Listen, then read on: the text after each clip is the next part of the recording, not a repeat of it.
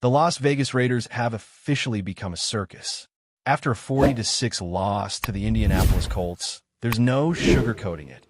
Everything is falling apart, and it's almost hard to know where to start. When you try to analyze the team, the chaos is glaring. You've got a head coach who seems like he's walking blindfolded through his own locker room, a quarterback who can't seem to find his own footing, and a coordinator on offense who seems to be stuck in a completely different era. Every phase of the game, offense, defense, special teams, feels like it's unraveling in real time. Watching them play is like watching a performance that nobody prepared for. You expect mistakes, but this is beyond normal football chaos. This is a full-on spectacle.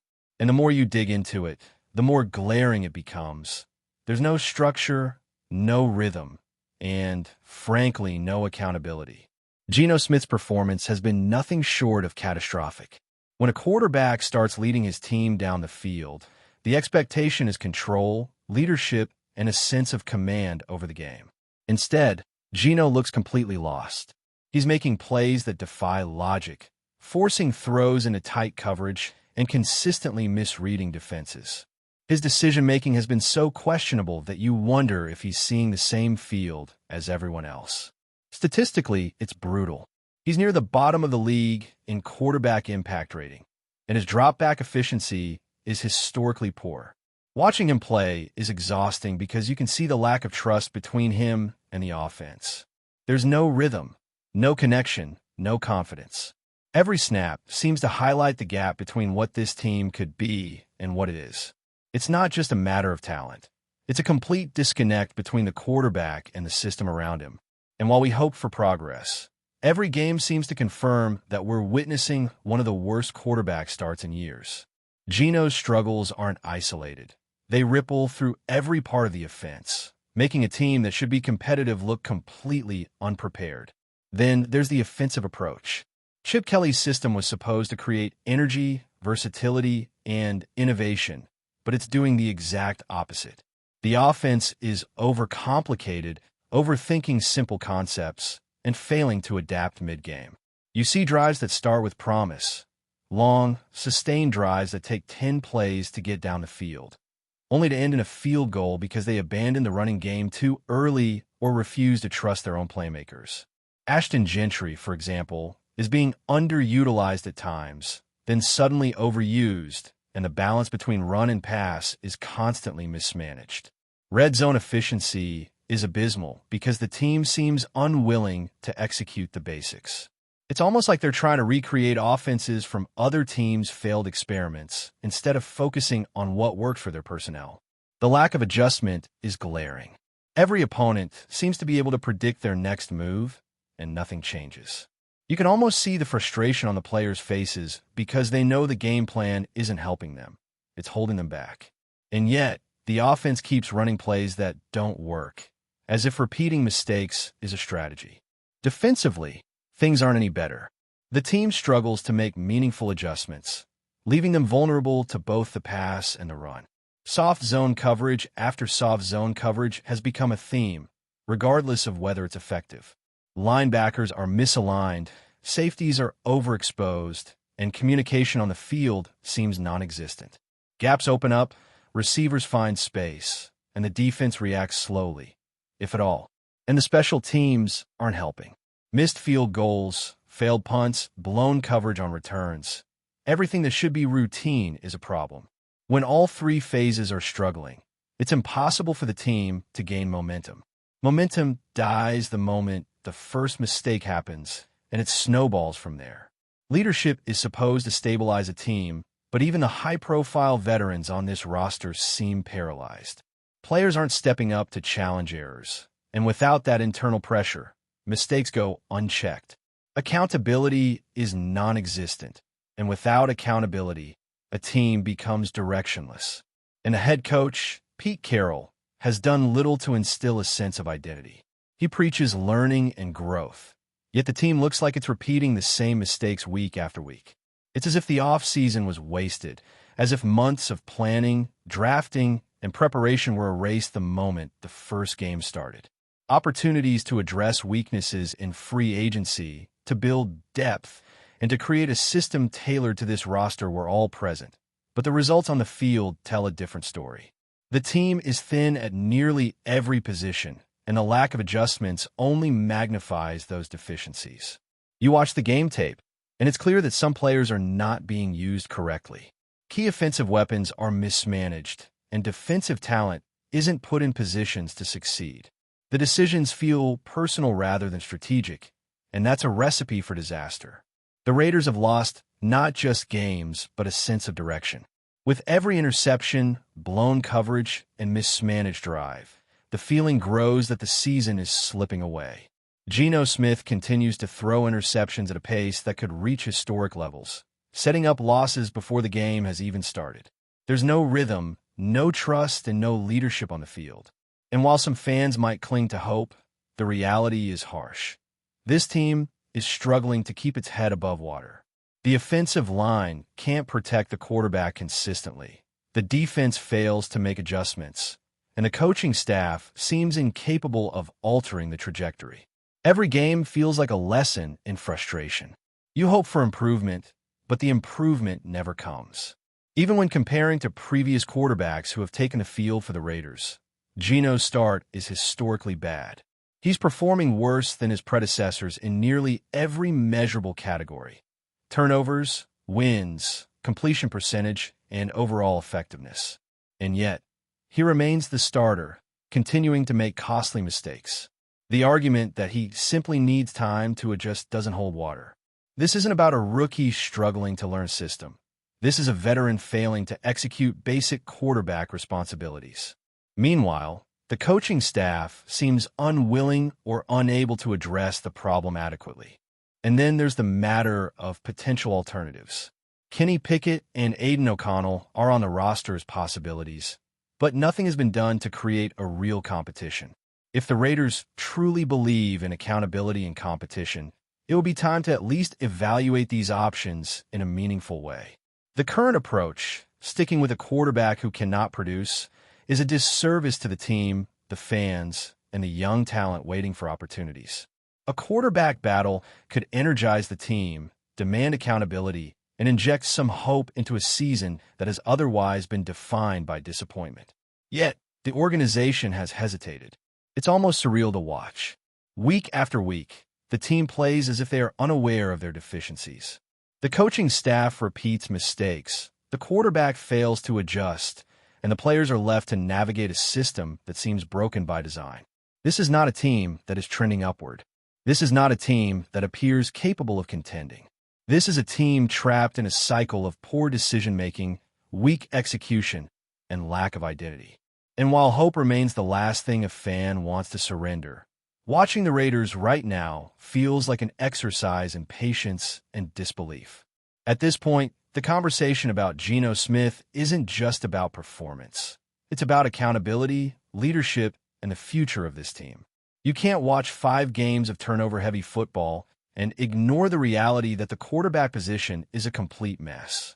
Geno has proven time and time again that he cannot elevate this team. The interceptions, the poor decision-making, the lack of trust with his own offense, they're all symptoms of a much bigger problem. And the longer he remains in the lineup without consequence, the more the rest of the team feels it's acceptable to underperform. There's a tipping point in every organization where tolerance for failure becomes the norm, and right now, the Raiders are dangerously close to crossing that line. Fans can't fix it, analysts can't fix it, and the players on the field are clearly frustrated because the system isn't supporting them. That's why it's time to seriously consider a quarterback change. Kenny Pickett isn't a miracle solution, and he's not going to suddenly make this team elite. But at the very least, he represents an opportunity to shake things up, to force the offense to adjust, and to remind everyone that complacency is not acceptable. The Raiders traded for Pickett for a reason. They saw leadership potential, raw talent, and the chance to build a future. Keeping him sidelined while Geno continues to flounder only prolongs the suffering and delays the answers that fans desperately need. The question isn't whether Pickett is better right now. The question is whether the current system can survive another week of the same mistakes without attempting a real solution. And this isn't just about the quarterback. It's about proving that the coaching staff is willing to enforce competition, accountability, and real leadership. Pete Carroll talks a big game about competition, but actions speak louder than words. If the Raiders truly believe in a meritocracy, in rewarding performance, and holding players accountable, then letting a struggling veteran continue as the unquestioned starter undermines everything they claim to stand for. It sends a message to the locker room that reputation and tenure matter more than execution. Players notice this. Young talent notices this. And when the leaders don't hold the system accountable, you can bet the rest of the team won't either. Bench Geno, start Pickett, and suddenly you're sending a clear signal. Performance matters, mistakes have consequences, and no one is above the team. Watching the Raiders lately feels like observing a team stuck in a loop of self-sabotage. Every game, the offense sputters, the defense fails to make adjustments, and special teams blunders are almost guaranteed. The frustration builds not just because of the losses, but because it feels completely preventable. This isn't luck. This is organizational dysfunction. The pieces are there: talent, coaching experience, a starting quarterback capable of at least average play, but the execution is missing. The team lacks structure, discipline, and vision, and the result is a season that looks increasingly doomed before it even reaches the midway point. Every snap of football reveals cracks in preparation, strategy, and leadership. And every week, fans are left to watch a circus that should have been a professional football team. Kenny Pickett offers more than just a different arm under center. He offers the potential to reset the culture. When a new quarterback steps in, it changes the dynamic immediately. The offense has to communicate differently. Adjustments have to be made in real time, and accountability becomes unavoidable. Suddenly, the offensive line has to perform, the receivers have to execute, and the coaching staff has to be proactive instead of reactive. Pickett doesn't fix everything, but he forces action. In a team that has been passive for too long, action is exactly what's needed. Geno Smith has had 5 games to prove himself, and those 5 games are enough evidence that change is necessary. Continuing down the same path guarantees more of the same disappointment. And in a league where every game counts, the Raiders cannot afford to stagnate at this point. It's not just about wins and losses, either. This is about identity. The Raiders right now have none. They don't have a rhythm, they don't have leadership, and they don't have a clear sense of direction. The veterans on the team aren't stepping up consistently, and the coaches aren't providing the structure needed to guide them. It's almost shocking how little cohesion exists between the various parts of the roster. Watching them play is like watching a ship without a rudder. You know the players have potential. You know the pieces could fit together, but nobody is steering the course. And that's why the quarterback situation has to change. It's symbolic as much as it is practical. Before we continue, don't forget to subscribe to our channel and give this video a like. Your support helps us keep bringing you the latest updates on our Las Vegas Raiders. And don't be shy. Drop your thoughts on the news in the comments below. In what could be the most shocking move of the NFL offseason, whispers have begun to swirl around the league that superstar wide receiver Justin Jefferson has agreed to a blockbuster deal with the Las Vegas Raiders. Sources close to the situation hint at a multi-year, eye-popping contract that would make Jefferson one of the highest-paid receivers in history. A move that could instantly transform the Raiders' offense and send shockwaves through the entire league. Though nothing has been officially confirmed, insiders suggest that Jefferson has been in serious discussions with Raiders management for weeks. The team, known for its daring moves and aggressive pursuit of talent, seems poised to make a statement. They're no longer content with playing second fiddle in the AFC West. Jefferson, whose explosive playmaking has redefined the Minnesota Vikings passing game, could bring a level of dynamism and star power that Las Vegas has been craving for years. The buzz in NFL circles is electric. Fans and analysts alike are speculating about how Jefferson's arrival could impact the Raiders roster. Will Davante Adams remain the undisputed alpha receiver, or could a dual-threat receiving core emerge that strikes fear into every defense in the league?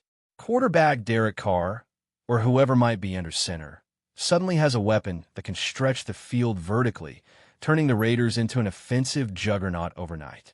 Even the timing of the rumor fuels the excitement. With free agency heating up, the notion that Jefferson might swap cold Minnesota winters for the glitz and glam of Las Vegas has fans talking nonstop. Social media has exploded with reactions, memes, and heated debates about whether this would be the move to finally propel the Raiders back into Super Bowl contention. Of course, skepticism remains. No contract details have been leaked, and Jefferson's camp has remained unusually tight-lipped. But in a league built on whispers and leaks, the notion of Justin Jefferson in silver and black is enough to make opponents shiver and rival fans do double takes. If true, this isn't just a signing. It's a seismic shift that could redefine the Raiders' identity for years to come.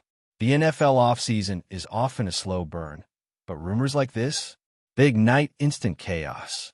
And if Justin Jefferson truly lands in Las Vegas, the desert just got a lot hotter. That's it for this update. If you enjoyed the video and want to stay updated with exclusive news about our Las Vegas Raiders, be sure to subscribe to our channel and hit that like button. We can't wait to hear your thoughts in the comments. See you in the next video.